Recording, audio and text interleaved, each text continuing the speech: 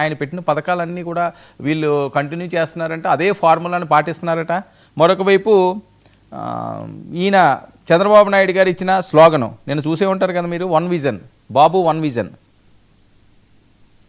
వర్మ గారు, జగన్మోహన్ రెడ్డి ఈ క్రెడిట్ స్టోర్కు సంబంధించినటువంటి అంశాన్ని మొట్టమొదటగా ఎప్పుడు మాట్లాడారు అంటే మొన్న గూగుల్ డేటా సెంటర్కి సంబంధించినటువంటి అంశం మీద ఆయన బెంగళూరు నుంచి వచ్చిన తర్వాత ప్రెస్ కాన్ఫరెన్స్ పెట్టినప్పుడు ఈ Google data centre YSR Congress party ప్రభుత్వంలోనే వచ్చింది, మేము 2020లో నిర్ణయం తీసుకున్నాము, 23లోనే ఒప్పందాలు జరిగాయి ఆదానీతో, కాబట్టి ఇప్పుడు ఆదాని ఇప్పుడు గూగుల్ వాళ్ళతో కలిసి చేస్తున్నాడు, దానికి దీనికి డిఫరెన్స్ ఏం లేదు, మేమే తెచ్చాము అనేటువంటి విషయాన్ని జగన్మోహన్ రెడ్డి చెప్పాడు.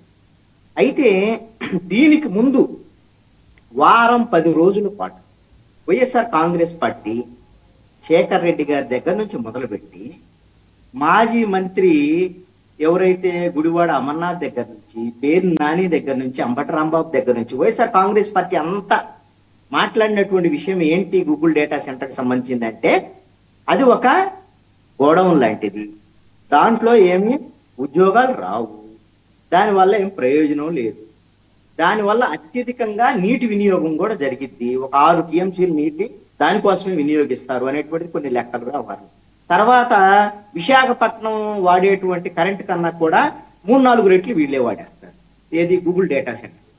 కాబట్టి దీనివల్ల మనకు వచ్చే ప్రయోజనమే లేదు, మనం 20,000 కోట్లు వాళ్ళకి రాయితీలు ఇస్తున్నాం, వచ్చేది ఏమీ లేదు దాంట్లో అనేటువంటి ప్రచారాన్ని విస్తృతంగా తీసుకెళ్ళింది. ఈ క్రమంలో వస్తే మంచిదే అనేటువంటి మాట ఎక్కడైతే చిన్నగా మాట్లాడారో అది పక్కదారి పట్టింది. ఈ గూగుల్ డేటా సెంటర్ కి వైఎస్ఆర్ కాంగ్రెస్ పార్టీ వ్యతిరేక, దీనివల్ల నష్టము, ఉద్యోగాలు రావు అనేటువంటి యాంగిలే వెళ్ళిపోయింది. ఇవన్నీ మాట్లాడిన తర్వాత వచ్చి జగన్మోహన్ రెడ్డి అప్పుడు ఎస్ ఇది మేమే తెచ్చాము అని మాట్లాడటం అనేటువంటిది ఆ రోజున మాట్లాడటం వల్ల మొత్తం వైఎస్ఆర్ కాంగ్రెస్ పార్టీకి ఆయన ఒక లైన్ ఇచ్చి ఉంటారు, ముందే లైన్ ప్రకారంగానే వాళ్ళు మాట్లాడుంటారు. వైఎస్ఆర్ కాంగ్రెస్ పార్టీలో జగన్మోహన్ రెడ్డి కాకుండా, జగన్మోహన్ రెడ్డి చెప్పే లైన్ కాకుండా తలా ఒక వ్యవహారం మాట్లాడేది అయితే వైఎస్ఆర్ కాంగ్రెస్ పార్టీలో ఉండదు. అయితే మరి ఎందుకు జగన్మోహన్ రెడ్డి ఆ లైన్ మార్చుకున్నారు అని అంటే దానికి రీజను నాకు తెలిసి అయితే దీని మీద కేంద్ర ప్రభుత్వం యొక్క వైఖరి, గూగుల్ డేటా సెంటర్ మీద ఆదానీకి సంబంధించినటువంటి వాళ్ళు ఉండటము, ఈ ఆదానీతో జగన్మోహన్ రెడ్డికి ఉన్నటువంటి సత్సంబంధాలు, ఇవన్నీ కూడా మరి ఎవరు కాదనలేనటువంటి విషయాలే.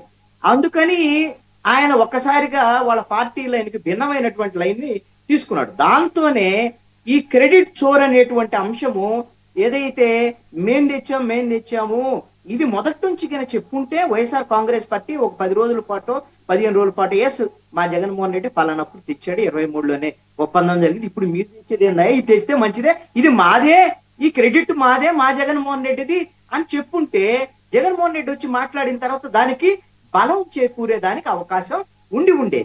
కానీ వాళ్ళ పార్టీ వైఖరి, అప్పటి వరకు ఉన్నటువంటి వైఖరి, మాట్లాడినటువంటి అంశాలన్నింటినీ కూడా ఒక్క దెబ్బకి సఫా అని కత్తివేటుతో వేసేసాడు. మొత్తం దాన్ని ఆ వాదన ఎందుకు మారిందయ్యా అంటే ఇది మాది అనేటువంటి ఒక డైవర్షన్ తీసుకుని వచ్చారు. ఇక్కడ తప్పును రైట్ అనేటువంటిది కాదు. ఇప్పుడు అదాని డేటా సెంటర్ రాలేదా, వైఎస్ఆర్ కాంగ్రెస్ పార్టీ ఉన్న సమయంలో ఒప్పందం జరగలేదా, జరిగింది. కాదని కూడా ఎవరన్నారు. ఇది 2018లోనే తెలుగుదేశం పార్టీకి సంబంధించినటువంటి ఆ ప్రభుత్వం ఉన్న సమయంలోనే కొన్ని ప్రయత్నాలు, అప్పుడు డేటా సెంటర్కి సంబంధించినటువంటి కొన్ని ప్రయత్నాలు వాళ్ళు చేశారు, కొన్ని జీవోలు ఇచ్చారు ఎన్నికలకు ముందు, అవి మెటీరియలైజ్ కాలేదు. 23లో ఆదానీతో చేసుకున్నటువంటి ఒప్పందాలు మెటీరియలైజ్ కాలేదు. ఇప్పుడు గూగుల్ డేటా సెంటర్ వస్తున్నటువంటి పరిస్థితి.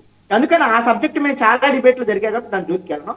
క్రెడిట్ చోర్ అనేటువంటి అంశము ఏవైనా సరే ప్రభుత్వాలు అనేటువంటిది కొనసాగింపు ప్రభుత్వాలే, ఎవరు కూడా శాశ్వతంగా ఉండరు. మన ప్రజాస్వామ్యంలో 5 ఏళ్లకు సంబంధించినటువంటి ఎన్నికలు మాత్రమే జరుగుతాయి. 5 ఏళ్లకు ఒకసారి ఒక పార్టీ గెలవచ్చు, ఒక పార్టీ ఓడిపోవచ్చు. ఆ పార్టీ ఓడిపోయినంత మాత్రాన ఆ విధానాలు, ఆ వ్యవహారాలు ఇవన్నీ కొన్ని మార్పు చేర్పులతో కొనసాగేదానికి అవకాశం ఉంటుంది. అయితే మీరు ఒక అంశాన్ని గమనించండి, జగన్మోహన్ రెడ్డి సక్సెస్ ఫార్ములాలు ఆయనకు సంబంధించినటువంటి ఆయన పాలనలో ఏంటి, సంక్షేమ పథకాలు. ఈ సంక్షేమ పథకాలు నవరత్నాలు అనేటువంటి, ఈ నవరత్నాలు అన్నిటినీ మీరు ఒక్కసారి మొత్తం గిన వాళ్ళు సర్కిల్ వేసుకొని చూస్తుంటే ఇవన్నీ పాత పథకాలు. ఎవరి దగ్గర నుంచి మొదలు పెడితే ఎన్టీ రామారావు దగ్గర నుంచి మొదలుపెట్టి తర్వాత చంద్రబాబు నాయుడు దగ్గర నుంచి, ఆ తర్వాత రాజశేఖర్ రెడ్డి, ఆ తర్వాత కిరణ్ కుమార్ రెడ్డి రోసయ్య, లేకపోతే జగన్మోహన్ రెడ్డి వరకు ఇవన్నీ కూడా కంటిన్యూస్ గా ఉండేవి తప్ప నవరత్నాల్లో కొత్తగా ఉండేటువంటి రత్నం ఏమీ లేదు. అలాగ ఉండేటువంటి అవకాశం కూడా లేదు. అయితే జగన్మోహన్ రెడ్డి పాలనకు సంబంధించినటువంటి విషయంలో ఒక విషయంలో మాత్రం ఖచ్చితంగా అభినందించి తీరాల్సి.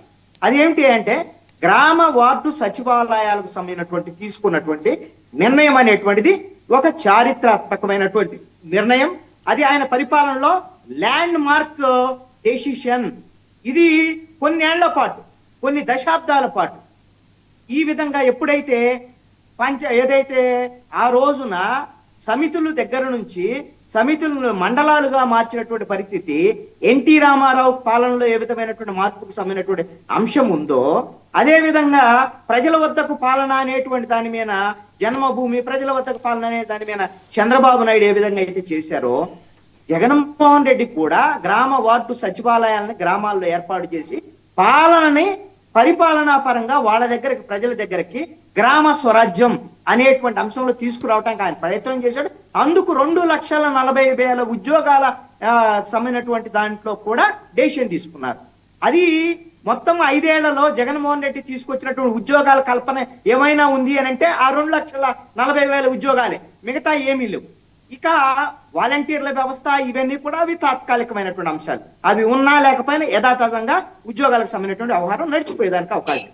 కాబట్టి ఇప్పుడు గ్రామ వార్డు సచివాలయాలకు సంబంధించినటువంటి వ్యవహారంలో ఒక గ్రామ వార్డు సచివాలయాలని ప్రభుత్వం కొనసాగిస్తుందిగా, కొనసాగించకుండా దాన్ని రద్దు చేసేటువంటి అవకాశం లేనే లేదు. కానీ ఆ గ్రామ వార్డు సచివాలయ పేరుల్ని విజన్ యూనిట్లు అనేటువంటి పేరుతో ఈ ప్రభుత్వం గిన మార్చాలని గిన ప్రయత్నం చేస్తే, అలాంటి నిర్ణయాలు చేస్తే మాత్రం అది ఖచ్చితంగా తప్పటడుగు అవుతుంది. ఈ ఏ పేర్లు మార్చకుండా మీకు, ఎందుకంటే గ్రామ సచివాలయం అనేటువంటిది అద్భుతమైనటువంటి పేరు. మనం గ్రామ స్వరాజ్యం అనేటువంటిది, మనం గ్రామానికి సంబంధించినటువంటి డెవలప్మెంట్ ఆస్పెక్ట్ లో గ్రామ స్వరాజ్యము, గ్రామ సచివాలయాలు మంచి. కాబట్టి ఆ విధమైనటువంటి పేరు మార్చకుండా ఈ ప్రభుత్వం నిర్ణయం తీసుకోవాలి. అందుకని క్రెడిట్ చోర్ అనేటువంటి అంశాలు, విధానపరమైన నిర్ణయాలు కొనసాగింపు అనేటువంటి ప్రభుత్వం జరిగిద్ది. దాన్ని ఒకవేళ ఆ ప్రభుత్వం చేసినటువంటి మంచిని వాళ్ళకే పేరు వస్తుంది కదా అని వాటిని రద్దు చేయటము, వాటిని కొనసాగించకపోవటం అనేటువంటిది బ్లెండర్ మిస్టేక్. ఆ విషయంలో జగన్మోహన్ రెడ్డి చేసినటువంటి తప్పేమిటంటే పోలవరాన్ని పడకన పెట్టాడు. అమరావతి అనేటువంటిది డెవలప్ అయితే అమరావతి అనేటువంటి పేరు చంద్రబాబు నాయుడుకి వస్తుంది కాబట్టి అమరావతిని మొత్తాన్ని కూడా నిట్ట నిలువున ముంచేసేటువంటి ప్రయత్నం జగన్మోహన్ రెడ్డి చేశారు.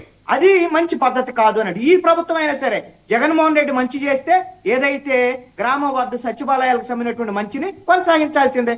ఆయన గతంలో ఉండేటువంటి పెన్షన్నే పెంచాడు, ఇంటింటికి ఇచ్చేటువంటి ప్రయత్నం చేశాడు. వీళ్ళు కూడా ఇస్తున్నారు ఇంటింటికి. కానీ వీళ్ళు ఇంకా అతి చేసి నెల ప్రతి నెల ముఖ్యమంత్రి, ఎమ్మెల్యేలు, మంత్రులు ఇంకా అది ఆపండి పోవటం. వాళ్ళు ఉద్యోగులు ఇస్తారు, ఉద్యోగులు పంచుతారు, అది సరిపోతుంది. ఓకే ఓకే రైట్ అజయ్, ఇది ఈ విషయంలో మాత్రము క్రెడిట్ చోర్ అనేటువంటి విషయాల్లో పెద్ద నాకు తెలిసి అయితే వైఎస్ఆర్ కాంగ్రెస్ పార్టీకి వచ్చేటువంటి క్రెడిట్ ఏమి ఉండకపోవచ్చు అని నేను అనుకుంటున్నాను. ఓకే విజయ్, అజయ్